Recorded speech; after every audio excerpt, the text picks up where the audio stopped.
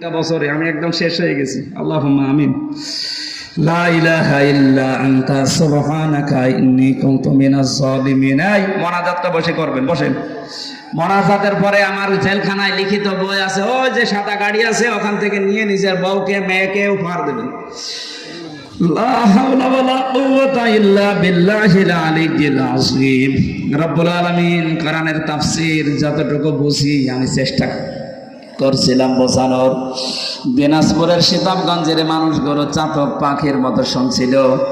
কোরআনে কারীম শোনার জন্য যাদের এত আগ্রহ, এই মানুষগুলোকে তুমি মেহেরবানি করে কোরআনের হেদায়েত দিয়ে দাও, সওয়াবগুলো তুমি নবীজির রওজায় পৌঁছিয়ে দাও।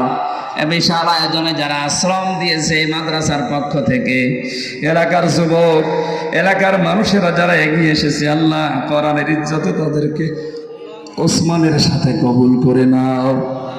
আজকে যারা আলোচনা রেখেছে আলেমদের মঞ্জুর করো।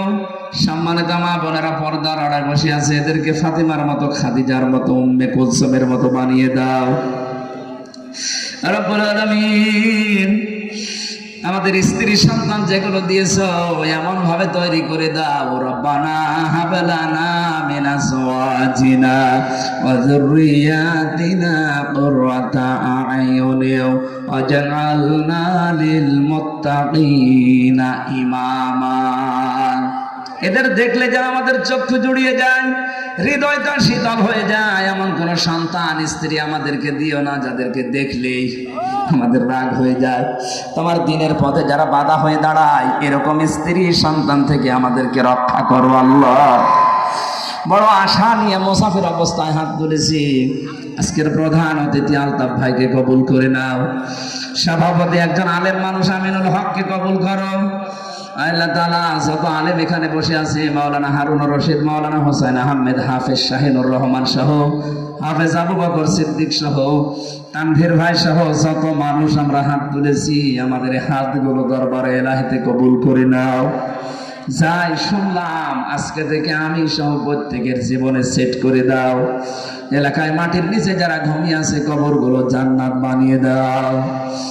এই মাদ্রাসার যত প্রয়োজন আছে, তোমার বান্দা বান্দীদের দিল মন এই দিকে ঝুঁকিয়ে দাও। কোনো অভাব যেন না থাকে আল্লাহ, যত অভাব আছে দূর করে দাও। মিডিয়ার যে ভাইরা রাত দিন বাংলার বিভিন্ন প্রান্তে কষ্ট করে দিনের কথাগুলো ছড়িয়ে দিচ্ছে, এদের জীবন তুমি পরিষ্কার পরিচ্ছন্ন করে দাও, এদের জীবনের অভাব দূর করে দাও। এলে বহু কষ্ট স্বীকার করে তারা, এই রাত নেই দিন নেই, আজকে দিনাজপুরে, কালকে খুলনা, পরের দিন চট্টগ্রাম, তারা আমাদের সাথে সাথে যায়। এই মানুষগুলোর পরিবারের অভাব দূর করে দাও, এদের স্বভাবগুলো ভালো বানিয়ে দাও, এদের মা বাবাকে সুস্থ রাখো। শ্রদ্ধাভাজন বড় ভাই মাওলানা আব্দুল হাই সাইফুল্লাহ অসুস্থ হয়ে পড়ে আছে অ্যাক্সিডেন্ট করে, আল্লাহ শেফায়ে কামেলা আজেলা নসিব করে দাও। চর্ম চোখে বড় আশা জাগে দেখতে, তোমার কালাম দিয়ে দেশটা চলছে রব্বুল আলামিন। কিচ্ছু চাই না জীবনে, চর্ম চোখে যেন দেখতে পারি তোমার কালাম দিয়ে দেশটা চলছে। এইটাই আমার জীবনের শেষ আশা, শেষ ভরসা। জীবনে কিছুই যদি তোমার ভালো না লাগে, আজকের এই দৃশ্য দেখে কোরআনে কারীমের হাতে এই দেশটা তুলে দাও আল্লাহ। গোনা থেকে বাঁচা তোমার রহমত ছাড়া সম্ভব না। মুসল্লিদের যে গুণাবলী তুমি বললে, এগুলো আমাদের 100 ভাগ আমল করার তৌফিক দাও। তোমার ভয় আমাদের কলিজার ভেতরে ঢুকিয়ে দাও। মাওলানা হোসেন ভাই তার বাবাকে হারিয়েছে, আমি তো আমার বাবা মা দুইটাই বেঁচে আছে, আমি জানি না। তার বাবাটা হারিয়েছে, তোমার ওই এতিম বান্দার হাতের দিকে তাকিয়ে বাবাকে মাফ করে দাও। সারাটা জীবন অপরাধ করেছে, হাত ওঠায় কথা বলবো ভয় করে, লজ্জা করে। গোনাগুলো আজ গোপন করে রেখেছে, এই জন্য মানুষে কিছুই জানে না। অপরাধগুলো যদি লেখা থাকতো শরীরে, মানুষ আমাদের কুকুরের মতো ঘৃণা করত।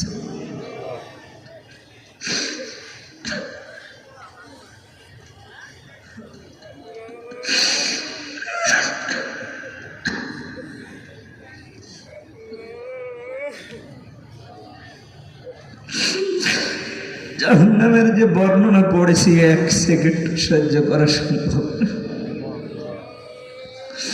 আল্লাহ যাই করো আমাদেরকে জাহান্নামে দিও না। জান্নাতের যদি জায়গা না হোক বারান্দায় আমাদেরকে দাও।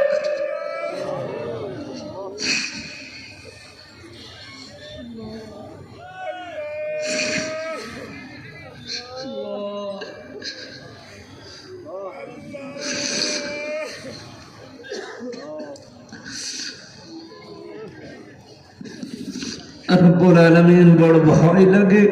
নামের আগে আলেম লেখা আছে না সারি কিয়ামত, কোটি কোটি মানুষের সামনে আবার অপমান করো কিনা। আল্লাহ অপমান করো, তোমার সাত্তার নামে রসুল আমাদের গোনাগুলো আল্লাহ গোপন করে দিও।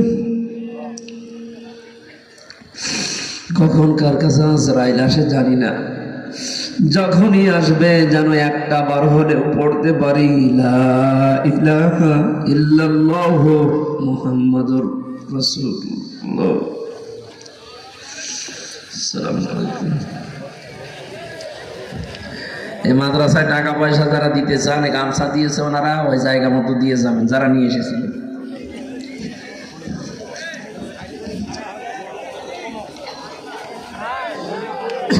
আমার বই লিখিত বই আছে গাড়িতে, ওই যে রোডে দেখা যাচ্ছে, নিয়ে যান, কাজে লাগবে। অনেক তথ্য দেওয়া আছে, কাজে লাগবে। একদিনে ওয়াজ শুনে তো সব বলা যায় না, ওর ভেতরে লিখে আছে, এগুলো সরান তো, এটা সরান।